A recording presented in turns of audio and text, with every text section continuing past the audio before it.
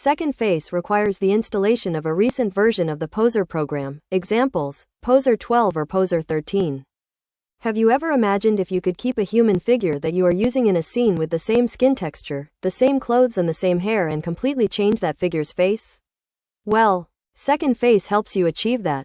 To apply second face to a figure, simply load a figure into the scene you want to create. In this case I will add the Lum figure to the scene. After that, I go to the props directory and enter the second face directory. Right at the top there is a simplified note with the steps we must take to correctly use second face. As I am using the Lum figure, I will load the specific prop for the Lum figure into the scene. Next, I go to the pose directory and inside the second face folder I will see the adaptation folder at the top. Inside the adaptation folder, I look for the respective adaptation for the figure I'm using, in this case Lum. Second face is now correctly applied to the Lum figure. Now is the best part. If you have any textures for second face, just enter its directory. In this case I will apply Rodolph's texture, which presents a diversity of skin colors. From the variety of skin tones on Rodolph's face, I choose a skin tone that I like, and obviously I can later adjust the skin tone of the second face or the skin tone of the figure I am using by entering the material room. In many cases, it is enough to change the tone of the diffuse color in the respective materials associated with the skin. To give more life to the scene I'm creating, and given the fact that second face has countless morphs, I decided to apply an expression by going to the expressions directory. I then load and apply hair and or clothing that matches the figure I'm using. Here's a render to see what it looks like. As I mentioned before, second face has many morphs, and to use them just select the second face prop we are using. This way we have access to second face morphs.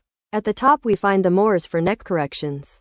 Second face is a prop, and depending on the position of the figure or the position of the camera, minor corrections may be necessary in the neck region.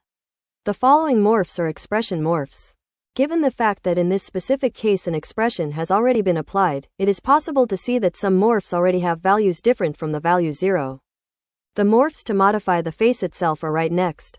In this group of morphs we can modify the shapes of the face. Examples: a face with a square or heart shape, thin lips, big nose, etc. I decided that now I will do the same render but with a beard, and for that second face has a specific universal prop with a dynamic beard.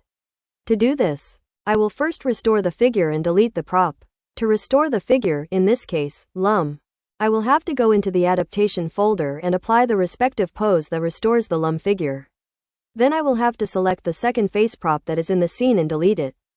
Now I will have to go to the second face props directory and load the second face universal plus Christmas beard prop. You will notice that the second face prop does not appear in the correct position, but that doesn't matter because just go to the poses directory. Go to the adaptation folder and then click on the adaptation for Lum. Now I will apply Rodolph's skin texture.